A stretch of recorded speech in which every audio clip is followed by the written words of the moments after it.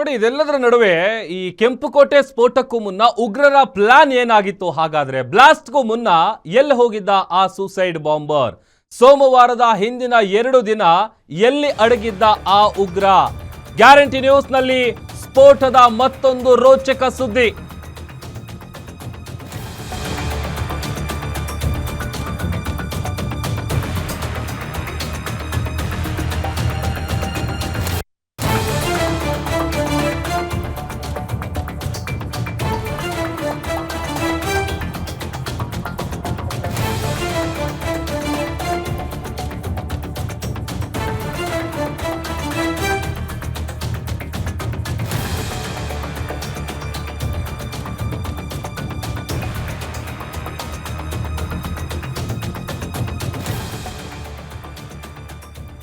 ಕೆಂಪುಕೋಟೆ ಸ್ಫೋಟಕ್ಕೂ ಮುನ್ನ ಉಗ್ರನ ಪ್ಲಾನ್ ಏನಾಗಿತ್ತು? ಬ್ಲಾಸ್ಟ್ಗೂ ಮುನ್ನ ಎಲ್ಲಿ ಹೋಗಿದ್ದ ಆ ಸೂಸೈಡ್ ಬಾಂಬರ್? ಸೋಮವಾರದ ಹಿಂದಿನ 2 ದಿನ ಎಲ್ಲಿ ಅಡಗಿದ್ದ ಉಗ್ರ?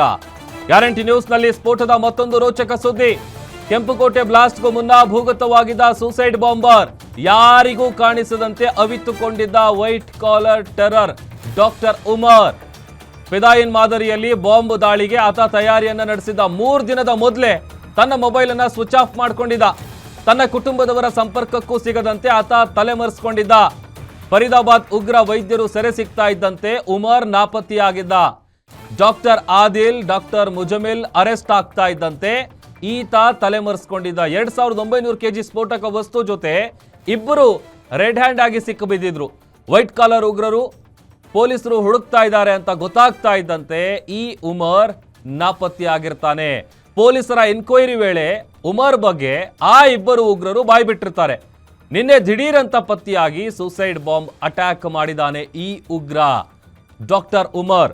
ಒಂದೊಂದು ಕಡೆ ಆತನ ಕುಟುಂಬಸ್ಥರು ಹೇಳ್ತಾ ಇರುವಂತ ಪ್ರಕಾರ ಆತ 2 ತಿಂಗಳಿಂದಲೂ ಕೂಡ ಮನೆಗೆ ಬರ್ತಾ ಇರಲಿಲ್ಲ. ಆತ ಎಲ್ಲಿದ್ದಾನೆ ಅನ್ನುವಂಥದ್ದು ಕೂಡ ಗೊತ್ತಿಲ್ಲ. ಆದರೆ ಆತ ದೆಹಲಿಯಲ್ಲಿ ಇದ್ದ ಅನ್ನುವಂಥ ವಿಚಾರ ಅಷ್ಟೇ ಗೊತ್ತು ಅಂತ ಹೇಳ್ತಾ ಇದ್ರು. ಮತ್ತೊಂದು ಕಡೆ ಈಗ ಇದೇ ವಿಚಾರಕ್ಕೆ ಸಂಬಂಧಪಟ್ಟಂತೆ ಈತನ ಪ್ಲಾನ್ ಏನಾಗಿತ್ತು?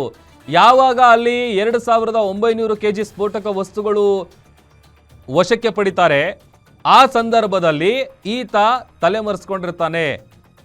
ಯಾರಿಗೂ ಕೂಡ ಕಾಣಿಸಿದಂತೆ 2 ದಿನದ ಮುಂಚೆನೆ ಈತ ಮೊಬೈಲ್ ಅನ್ನ ಸ್ವಿಚ್ ಆಫ್ ಮಾಡ್ಕೊಂಡಿದ್ದ. ಎಲ್ಲ ಒಂದ್ ಕಡೆ ಈತನಿಗೆ ಕೂಡ ಗೊತ್ತಿತ್ತು ಇದು ಮತ್ತೆ ತಿರ್ಗಾ ನನ್ವರೆಗೂ ಬರುತ್ತೆ ಅಂತೇಳಿ. ಆ ಇಬ್ಬರು ಉಗ್ರರನ್ನೇನು ವಶಕ್ಕೆ ಪಡೆದಿದ್ದಾರಲ್ಲ, ಅರೆಸ್ಟ್ ಮಾಡಿದಂಥ ಸಂದರ್ಭದಲ್ಲಿ, ಅವರನ್ನ ವಿಚಾರಣೆ ಮಾಡಿದಂಥ ಸಂದರ್ಭದಲ್ಲಿ ಈ ಡಾಕ್ಟರ್ ಉಮರ್ ಏನಿದ್ದಾನೆ ಆತನ ಬಗ್ಗೆ ಒಂದಷ್ಟು ವಿಚಾರಗಳು ಹೇಳಿದ್ರು.